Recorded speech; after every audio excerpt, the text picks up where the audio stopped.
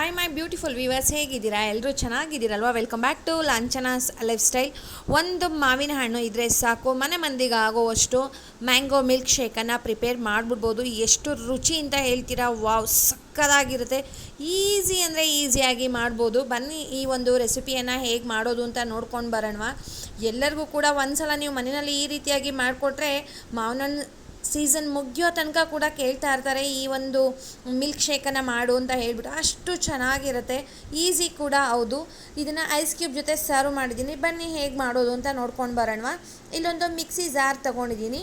ನಾನಿಲ್ಲಿ ಪಲ್ಪ್ ಅಂತ ಹೇಳ್ತೀವಲ್ವ, ತಿರುಳು ಮಾವಿನ ಹಣ್ಣಿಂದು ಸಿಪ್ಪೆ ಎಲ್ಲ ತೆಗೆದುಬಿಟ್ಟು ಆ ಒಂದು ಪಲ್ಪನ್ನು ತೊಗೊಂಡಿದ್ದೀನಿ. ಒಂದು ಮಾವಿನ ಹಣ್ಣನ್ನು ತೊಗೊಂಡಿದ್ದೀನಿ, ಯಾವುದಾದ್ರೂ ಪರವಾಗಿಲ್ಲ. ಅದಕ್ಕೆ ಐಸ್ ಕ್ಯೂಬನ್ನು ಆ್ಯಡ್ ಮಾಡ್ತಾಯಿದ್ದೀನಿ. ಸ್ವಲ್ಪ ಏಲಕ್ಕಿ ಪುಡಿ. ಏಲಕ್ಕಿ ಪುಡಿನ ಮಾತ್ರ ಸ್ಕಿಪ್ ಮಾಡಬೇಡಿ ಸ್ನೇಹಿತರೆ, ತುಂಬ ಅಂದರೆ ತುಂಬ ರುಚಿಯಾಗಿರುತ್ತೆ. ಸಕ್ಕರೆ ಆಪ್ಷನಲ್. ಇವಾಗ ಯಾರೂ ಜಾಸ್ತಿ ಸಕ್ಕರೆ ತಿನ್ನೋದಿಲ್ಲ, ನಮಗೆ ಇಲ್ಲ ಸ್ವೀಟಾಗೇ ಇರಬೇಕು ಅಂತ ಹೇಳಿದ್ರೆ ನೀವು ಒಂದು 2-3 ಸ್ಪೂನ್ ಸಕ್ಕರೆನ ಆ್ಯಡ್ ಮಾಡ್ಕೊಳ್ಬೋದು. ನಾನಿಲ್ಲಿ ಕೋಲ್ಡ್ ಆಗಿರೋ ಅಂಥ ಫ್ರಿಡ್ಜ್ನಲ್ಲಿ ಇಟ್ಟಿದ್ದಂಥ ಹಾಲನ್ನು ಯೂಸ್ ಮಾಡ್ತಾಯಿದ್ದೀನಿ. ನಾನು ಹಸಿ ಹಾಲನ್ನೇ ಹಾಕ್ತಾಯಿದ್ದೀನಿ, ಪ್ಯಾಕೆಟ್ ಹಾಲನ್ನು. ಕಾಯಿಸಿರೋದು ಬೇಕಾದರೂ ಹಾಕ್ಬೋದು, ಏನೂ ಡಿಫ್ರೆನ್ಸ್ ಆಗೋದಿಲ್ಲ.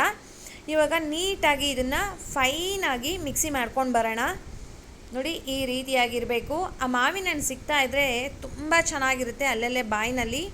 ಇದನ್ನು ಐಸ್ ಕ್ಯೂಬ್ ಜೊತೆ ಸರ್ವ್ ಮಾಡಿದೆ, ತುಂಬ ಚೆನ್ನಾಗಿರುತ್ತೆ. ಒಂದು ಸಲ ಈ ರೀತಿಯಾಗಿ ಟ್ರೈ ಮಾಡಿ.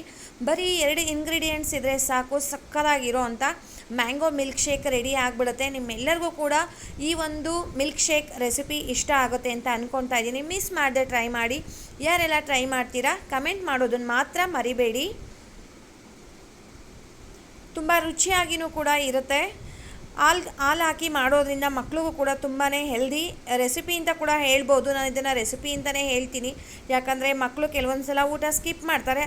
ಅದ್ರ ಬದಲಾಗಿ ಇದನ್ನು ಕೊಡ್ಬೋದು. ಹೋಗ್ಬರಲಾ? ಬಾಯ್ ಸ್ನೇಹಿತರೆ.